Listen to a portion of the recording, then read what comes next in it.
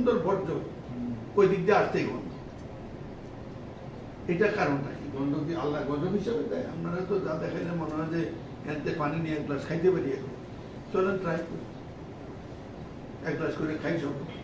তারপরে কেউ কিছু তো আইন দায়িত্ব নিল, সাপ নাই, ব্যাং নাই, কুচ্চা নাই, মাছ কেন? মাছের তো গন্ধ একবার পানিতে নামলে পাচ্ছে।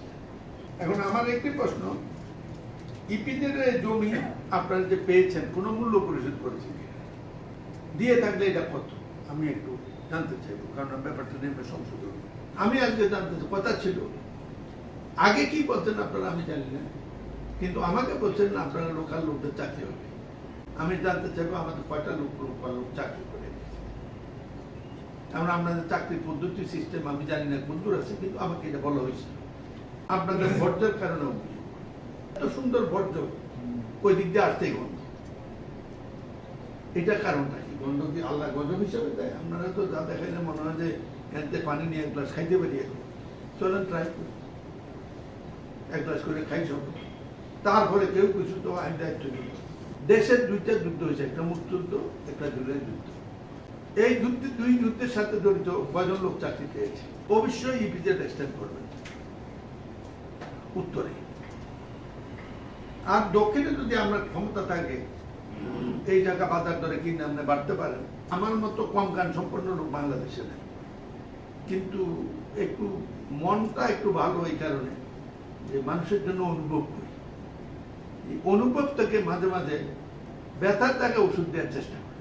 আমি ব্যথার টাকা ওষুধ দেওয়ার, এইটা ওই লোক দেখানো না, আর আমারটা হুঁদিও দেই না যে দোয়া করে থেকে ভালো হয়ে যাবে।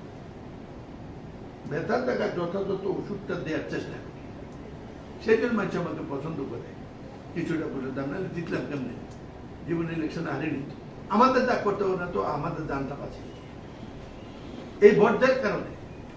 মৎস্য এই যে মাছটা গেল এই পর্যন্ত, বর্ষাকাল আসা পর্যন্ত, ভাদ্র আশ্বিন কার্তিক মাস থেকে প্রতিদিন একটা লোক যে মাছ ধরতো, এটা বেস্ট অফ দা ফিশ, বহু জাতির মাছ উঠতো, এবং এগুলোই ছিল ব্যবসা, কমপক্ষে 10,000। আমি এখন থেকে 5 বছর আগে আমি মাছ কিনে নিয়ে গেছি।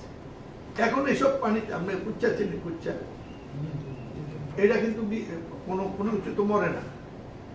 এটা সাপের মতো মনে হয়, সাপও না, একটা জলজ, এবং এইটার কোনো মরণ যন্ত্র আছে কিনা এটা জানলে কি করলে মরে, কেউ মারতে পারে না।